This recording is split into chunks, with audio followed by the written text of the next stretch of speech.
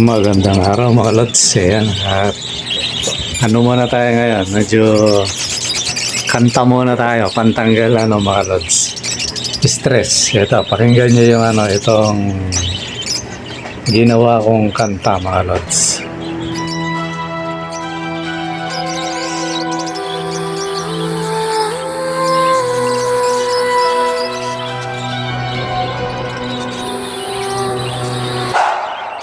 Sa umaga, sila'y gigising, may awit na kay lambing.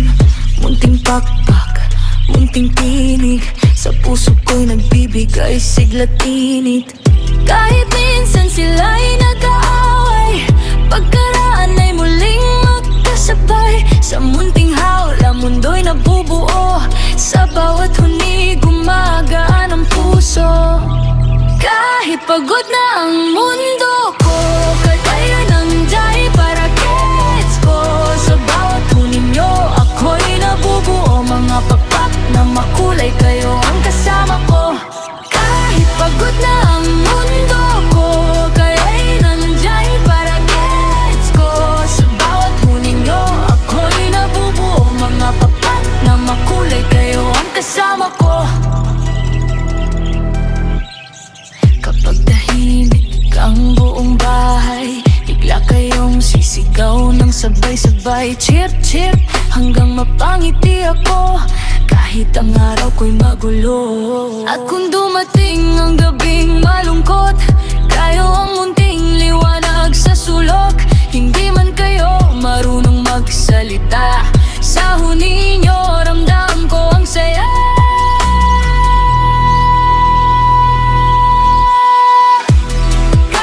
Pagod na ang mundo ko, kayo'y nandiyan para gets ko.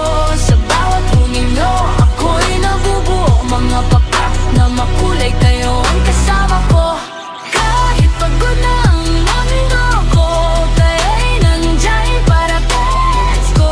Sa bawat tunin nyo, ako'y nabubuo. Mga pakpak na makulay, kayo ang kasama ko.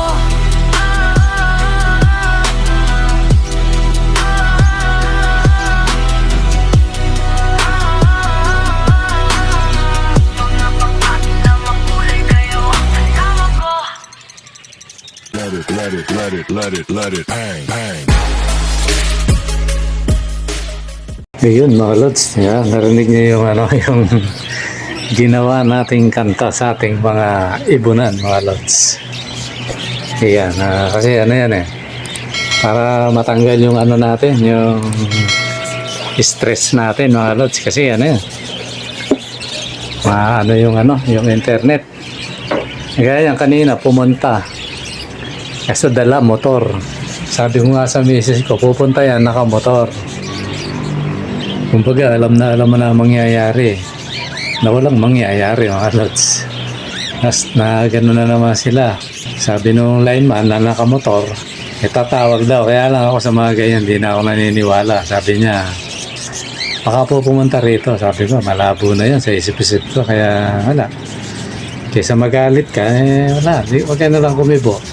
Tapos hanggang sa umalis, wala, gano'n na lang. Kaya sabi ko kay commander, na lang para hindi na ma-stress. Kasi sa panahon ngayon mga lods, yung internet yung pinakaano ng tao. Lalo na ako, marami akong ginagawa sa computer.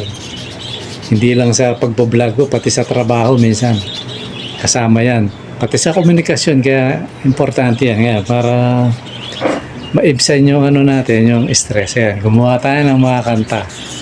Habang walang internet, nakadata lang, sige, gawa lang ng kanta. Diba, no? Para makalimutan natin yung na yan. So, iwan na natin yung mga lods. Ngayon, sabi ni Densky, Lods, sabi niya, hindi ako na pasensya na uli kayo mga lods. Lagi kong sasabihin sa inyo, hingi akong pasensya na yung mga puro delayed yung takbo. Kasi data lang ang gamit ko pag mag-upload ako, pumupunta pa ako dun sa minsan sa lokal namin, minsan pag may sa trabaho, yun, para lang maka-upload tayo. So ngayon banggitin ko yung mga lods, yung sumali na, 4 pa lang. Si si Timo J, si Mark Amsidel, si Pascual Galicia, si Densky Paracale. Yan. Sali na kayo mga lods. Tapos doon sa mga libre, totally hindi ko pa na ililista yung mga pangalan nyo. Pero ano naman yan, makikita ko yan pag ni-review ko yung mga, although nakakapagod sa akin yun kasi i-review ko yung mula nung nag-announce tayo, tapos titingnan ko kung sino yung consistent na nagko-comment. Yun lang ang isasali natin mga lods, di ba, no? Yung masipag mag-comment araw-araw, yan. Comment kayo mga lods para makasali kayo. At maganda nga, i-share nyo pa yung video na yan para lumaganap yan ang ating ibunan. Yan lang yung natin ngayon kasi hindi ako maka-content ng maganda mga lods. Pasensya na kayo, no? Kumbaga itong ginagawa ko, update lang. Totally yung gagawin ko ngayon, hindi ako nakapunta kasi mamaya umulan na naman. Kasi hindi na umulan, sayang naman yung araw, ano? Ayun, gumawa na lang akong kanta. Tapos yun sa mga pasensya na kayo, yung mga tumatawag tapos hindi ko nakikita. Pag nakita ko, ilang oras na kasi, pasensya na kayo mga lods. May mga ginagawa tayo. Tsaka nakamute yung cellphone ko minsan. Kung nasa bahay man ako, nasa baba yun, hindi ko dala. Kaya hindi ko maririnig yun. Ako na lang ang kusang kung may transaction tayo, ako na lang ang kusang tatawag mga lods. Para hindi na kayo pag yung ready na ako, kasi ngayon hindi pa ako ready Ganun na lang ang gawin natin. Para hindi kayo ma-stress din kagaya ko. Kasi ako mga lods na i-stress ako ng konti kasi nga nakaka-stress talaga kaya lang kailangan natin tanggalin yung stress natin kasi hindi maganda sa tao yun. Kaya gumawa ko ng kanta gawa ko ng gawa, tapos pag medyo reject pupurahin ko naman to kaya lang hindi ko makuha talaga yung yung gusto kong tempo, diba, tsaka yung mga kasi pa yan yung paggawa ng kanta mga lods, kasi ako sa congregation namin gumagawa kami niyan, yung mga kasama ko hindi ako yung personal, sila. Sa nakikita ko doon minsan kasama ko, mahirap isusulat mo yan hindi basta diba? Sinusulat yan mga lods. Tapos pagsulat, i-arrange mo pa yun kung tama yun. Tapos hahanapan mo pa ng yun, yung tamang yung instrument niya, yung lalapatan mo ng tugtog, kumbaga. Kaya hindi basta-basta yan Kaya pasensya na kayo lalo na yung sa akin, yung si Lods na sabi niya, Lods, paano gumawa? Sabi ko, igawa ko na lang. Kahit yung malit lang, jingle lang, gagawa ko siguro. Ngayon, kaya kong buuin ko. Siya lang, pero wag lahat kayo. Kasi pag lahat kayo, may bayad na yun, mga lods. Mahirap din gumawa. Di ba, no? Tapos, yung nagtatanong sa akin kung anong gamit kong software, hindi ko pwede sabihin yun kasi sabi nung kasama ko galing sa kanya yon, hindi raw pwede. Diba, no? Kaya marami naman yan sa website mga lods. Tingin ka na lang. Kasi ako hindi ko naman totaling nagpapatulong din ako. Diba, no? Kumbaga pinapa-arrange ko rin kung tama ba to, ganyan. Kaya yan, hindi basta-basta mga lods. Kaya baka mamaya pag ginawa ko itong magtagsaan ako, sisingilin ko kayo. Diba mga lods, So ayan, yun lang yung natin, yung sa parapol natin, yan. Kasi hindi ako mga lods, pasensya na kayo Pag walang internet, napakahirap mag-edit. Kasi ako pag nag-e-edit, nakatutok ako sa computer, minsan kahit cellphone ng ko, nagre-research ako, tapos yung mga, basta pwedeng gawin na kaya lang puro naka-online yun, kaya pag wala ka sa online, tapos cellphone lang, data, ang hirap. Napakahirap mag-edit, kaya siguro mga ganito muna yung yung tema natin. Tapos yung thumbnail, hindi kagandahan, Tapos lang kayo siguro, magtanong na lang kayo. Mga lods, ano ba yung ganito yan? Para, question and answer na lang tayo. Ganun muna mga lods. Tapos yung sa libre pala, maalala ko, huwag kayong mag-alala, magaganda yung kung maaari sana, sali rin kayo doon sa sa namamaos tuloy ako para akong kumanta. Sali rin kayo sa may entry mga lods. Ano lang naman to 50 pesos lang ang entry. Napakamura lang mga lods. Para lang yan. Para ka lang bumili ng pandesal, malunggay, sabi niya. Bagong luto pa. Para ka lang bumili ng mga lods. Di ba, So yun lang yan mga lods. At muli, humihingi akong pasensya kasi napakahirap pa lang mag-vlog ng walang internet. Di ba, May internet sa cellphone pero sa computer wala, ang hirap. Kaya ayun, kung lang yung ginagawa ko, nag-i-edit ako ng mga kanta. Tapos pinapatingin ko doon sa kasama ko kung tama. Hindi lang naman yun ang gagawin ko mga lods, pati doon sa namin. Tingnan ko kung papasa. Wala yan, dito na tayo sa mundo ng AI Ayoko na sana to Minsan lumalabas sa akin yung mga ganyan. Sabi ko, sabi ko, isa na namang pagkakaabalahan ko ito. Ayun na nga yung nangyari. Nung nawala yung internet, napagtuunan ko tuloy ng pansin. So ngayon, ang nangyari, ayun, nawa ng Diyos, nakagawa tayo ng kanta. Ano pa rin, mabuti pa rin. May kanta na hindi ko lang pwedeng sabihin dito. Pero yung mga kaprad, alam nila yun. Ko yun siguro pag pumasa, paririnig ko sa inyo. Ano yan sa congregation namin.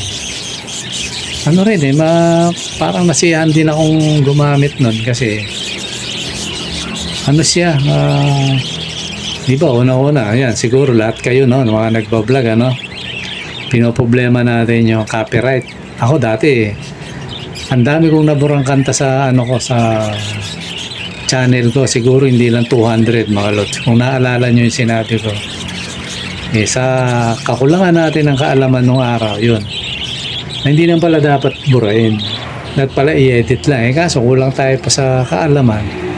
Pinagbubura ko sayang yung mga mga content ko dati. Nakita nyo sana yung mga kino-content ko dati, Ayun, yung mahilig kasi ako mag-i-edit ngayon hindi tayo nag-aaral Ayun, yung problema ko yun, kaya di ba sa mga nagdaang mga yung vlog natin, walang background music. Pero ngayon, hindi na natin problema kasi dumating si AI. Si AI pala. Di ba? So rin sabi ko, andito na tayo, di pag-aralan na natin. Yan. Di ba, Ayun, naman pala, medyo unti-unti natututo tayo, bagamat medyo mahirap ng konti. May tinatanungan naman ako Ayun, sabi ko, paano yung ganito? Ayun, yung turo. So yun, kahit paano, makakabuo tayo ng siguro yan, isa yan sa mga magiging libangan ko. Tapos gagawa ako ng playlist na puro kanta. Isasali ko dyan. Bahala na kung sino yung mahilig sa kanta, Di pakinggan niya. Although ngayon ang pinagpa-practicean ko yung mga parakit gumawa ko ng lyrics mga lods. Tapos iba-ibang version ng tugtog. Yan, mga susunod na mapapakinggan niyo yan. Minsan binabago ko lang konti. Ito nga, tinutugtog ko na nilakasan ko, pinarinig ko sa mga kapitbahay ko. Naririnig nila, juniors nasa kanta Pati misis ko, nagawa ko ng kanta to. Okay lang, mabuting bagay yan. Tapos, ang higit sa lahat, ayun, nakagawa ko ng kanta na sana makapasa, yung pampuri sa may lalang sa atin. So, yun lang siguro mga lods. Maraming salamat at siguro salangan ko uli ng kanta dito sa dulo to. Pakinggan nyo na lang mga lods.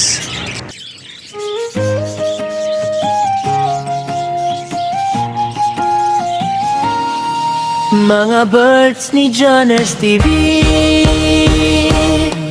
Tuwing umaga, ako'y bumabangon.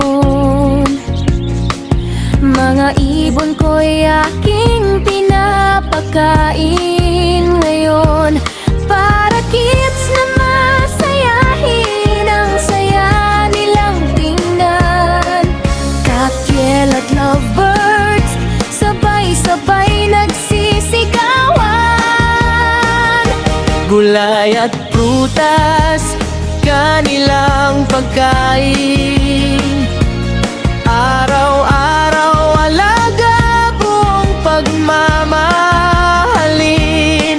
Kaya ang mga inakay malusog at magaganda.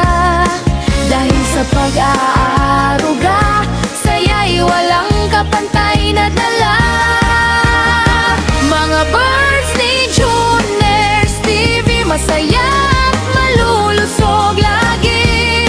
Para kids ko, Catkiel, lovebirds na cute. Sa umaga pa lang ang saya'y complete. Gulay at prutas, sarap kainin. Awat munting ibon, aking alagaan. Di mga birds ni Juners TV, kayo ang saya ng aming araw-araw